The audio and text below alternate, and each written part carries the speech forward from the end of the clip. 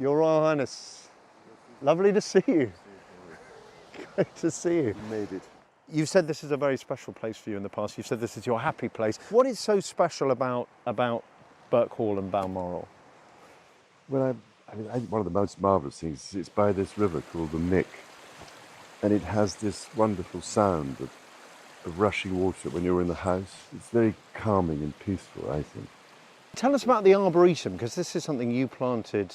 This was a sort of rather empty field that the farm didn't need anymore. So I thought, And the great thing was I managed to plant it the same year that my grandson was born, the eldest, George. So I thought I'd call it Prince George's This wood. is Prince George's wood. Basically, yes. All of our grandchildren, if we're lucky enough to have them, will inherit the earth that we bequeath them, won't they? I mean, how worried are you about the state of that inheritance? Deeply worried. But I've always felt that we're, over-exploiting and damaging nature by not understanding how much we depend on everything that nature provides, and also not understanding or having been somehow trained to believe that nature is a separate thing from us and we can just exploit and control and suppress everything about her without suffering the consequences. But if you look into the way nature operates, the universal principles, which of course the world of Islam understood so well, having inherited it from the Greeks and the Egyptians, is that underlying everything are the fundamental patterns in the universe. What we're doing with our own economy is to disrupt nature's economy by not following that circular pattern. We've created a linear one, which imagines you can go on forever, creating ever more growth and ever more, changing everything. You see, without understanding that actually you have to fit together with nature and the way she does it. But because we haven't done that, we've caused mammoth disruption, and now we've disorganized and disrupted the whole planet's system of Climate regulation. Climate regulation. That's what I really minded about. And I minded about balance and harmony, because I felt that if you push things too far, you will always create an equal and opposite reaction, which is exactly what's happened. But in the meantime, if you're the idiot who suggests all this, you're immediately accused of being an idiot. Well, and that is exactly what happened. You got a lot of stick, if you don't mind me saying. I was accused of being anti-science. Yeah. Well, you got a lot of stick for kind of, talking about nature, talking about the climate. I mean, you were teased, I remember, for talking to your plants and that kind of thing. I mean, but you can't make a joke, you see. Otherwise, that's the other thing. Did that hurt though? Did it hurt to get that kind of criticism and be sort of parodied? It wasn't much fun, as you can imagine. And then, of course, because I suggested that there were better ways of doing things, the nicest possible way, and a more balanced and integrated way of doing things, I was accused of interfering and meddling. But this is what's so interesting, coming back kind of 50 years later and talking here in this beautiful garden of yours, that the narrative has changed. And lots of the things that you said are now mainstream. It's taken far too long. World leaders are gathering in Glasgow to talk about the kind of issues that you were... Yeah, but they just talk. And the problem is to get action on the ground, which is what I've been trying to do for the last 40 years. You sound a little bit like Greta Thunberg, who said exactly the same thing. She said it's all, I don't know, you probably saw, she said it's all blah, blah, blah. Build back better, blah, blah, blah. I mean, do you feel that she's kind of onto something? Yes, of course. But I mean, why do you think I've done all this for all these years?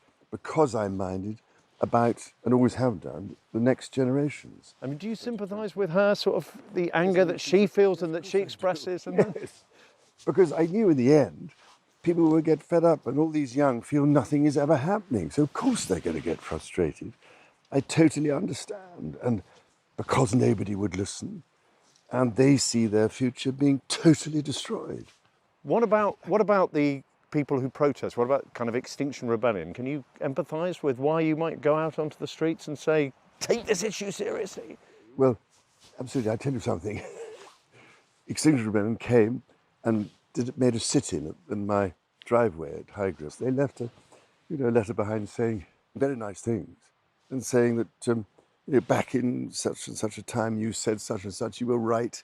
Then in 19-something or other you said you were right, you were right, you were right. They came to congratulate you. Yes, I was marvellous. That was the right kind of demonstration. No, but do you understand why they go out? Yes, of course I do. Yes, but it isn't helpful, I don't think, to do it in a way that alienates people. So I totally understand the frustration. The difficulty is how do you direct that frustration in a way that is more constructive rather than destructive. So, I mean, the point is that people should really notice how despairing so many young are. Do you get the sense that the big corporations kind of know that this is an issue, not that goes beyond business and is about them, ensuring there's an earth for us all?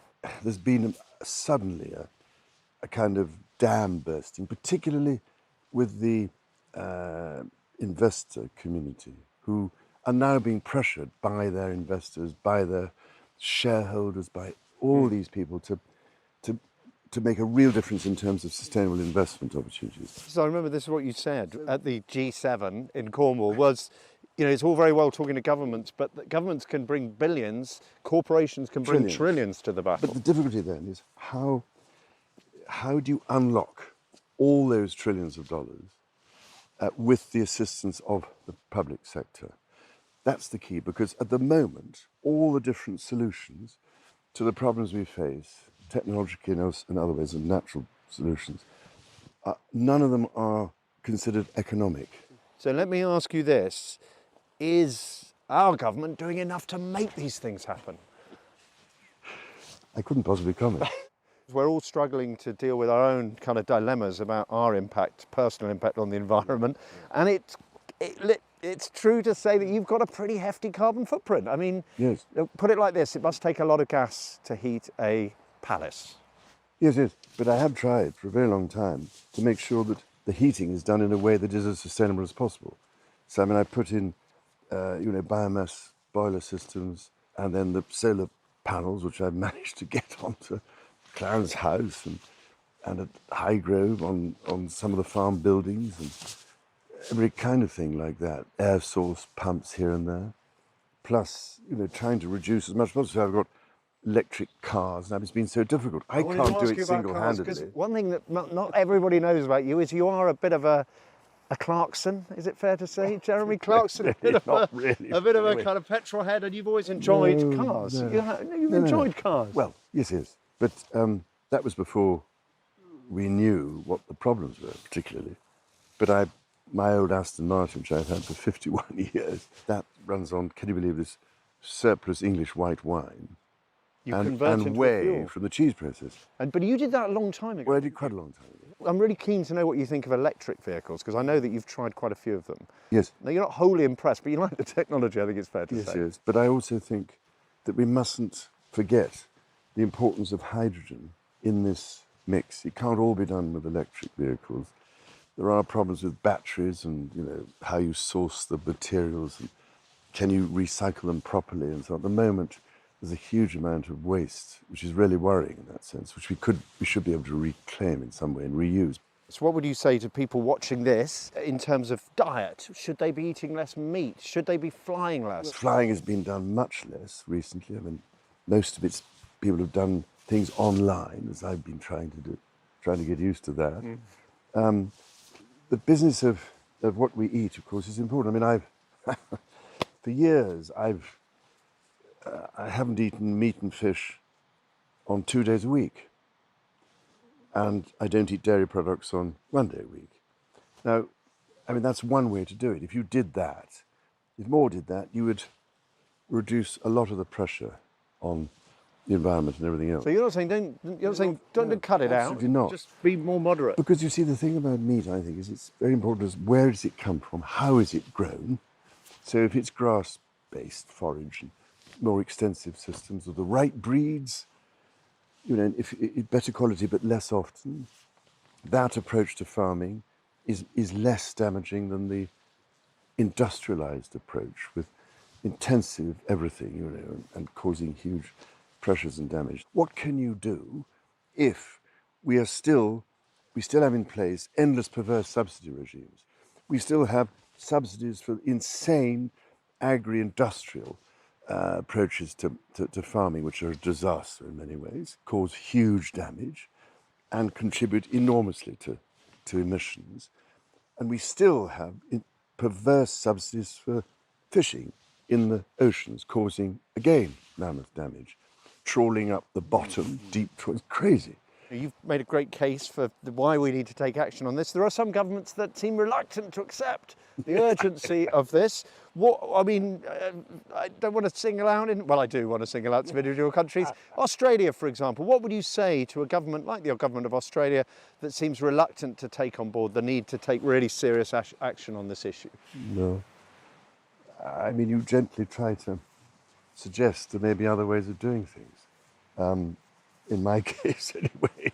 Otherwise, you lot accuse me of interfering and meddling, don't you? Scott Morrison, the Australian PM, isn't even certain that he could make it to the meeting in Glasgow? Is that what he says, is he? He did say, yeah. He said he's spent enough time in quarantine. I mean, what would you say to world leaders about why they should come to Glasgow? Well, that's what I'm trying to say all the time. And the point being that this is a last chance saloon, literally. Because if we don't really take the decisions that are vital now, it's going to be almost impossible to catch up. There will be people watching this, you know this is true, Oh, yes. who will be sceptical, and they'll Of say, course. listen, the UK produces like 1% of world emissions, other countries aren't doing their bit, why on earth should we make this huge effort and kind of hobble our economies for something which ultimately will be useless? What would you say to them about why this is urgent and what's at stake for them, but also for the world? It will be a disaster. I mean, it'll be catastrophic. It is already beginning to be catastrophic because nothing in nature can survive the stress that is created by these extremes of weather. We're busily destroying, still, through deforestation and the destruction of habitats that are so dwindling. You know, we're destroying our future by making extinct things that have not been discovered by science. We've got this big, critical, I think it's fair to say, vital conference happening in Glasgow, world leaders coming together to make decisions about what they're going to do in terms of tackling climate change. What would a successful outcome be? Well, as I've been saying, to unlock the vast amount of money and investment opportunity there is to make the transition to a more sustainable and a circular economy happen quicker. Having discussed these issues, what would your ideal for a future Britain look like? What do you want Britain to become beyond our lifetimes, 50 years' time? I don't want to offer a hostage to fortune because I should be held to say, oh, it didn't happen. You know, Well, no, give us just an idea. Well, yes, I mean, for instance, there's a hell of a lot that it could be like, and I think we should be leading the way, particularly in terms of how we could, as an island, I've always felt that we could have an enormous impact as somewhere which was renowned for its environmental quality, the way we farm, and the kind of products we produce and how they are related to telling a story about the place, the people, you know, the culture and the traditions of these areas. But also that we have, you know, restored lost habitat, not just planting great big forests everywhere, but looking, for instance, at, you know, replanting hedgerows where they were taken out. So a lot of parts of Britain are just prairie farms. We could put that back. If you just hedgerow trees and hedges, they will capture a lot of carbon. Plus avenues, because one of the things I've been wanting to do Avenues of trees? Yes, I've been wanting to help plant avenues of trees which could commemorate all the people who've died during this pandemic.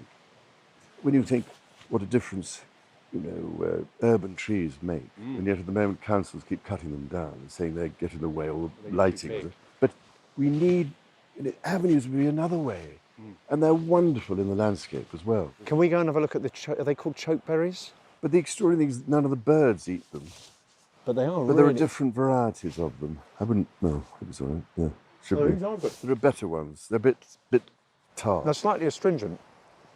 Your Royal Highness, can I say that was a fantastic interview. Thank you very much indeed for spending so much time with us.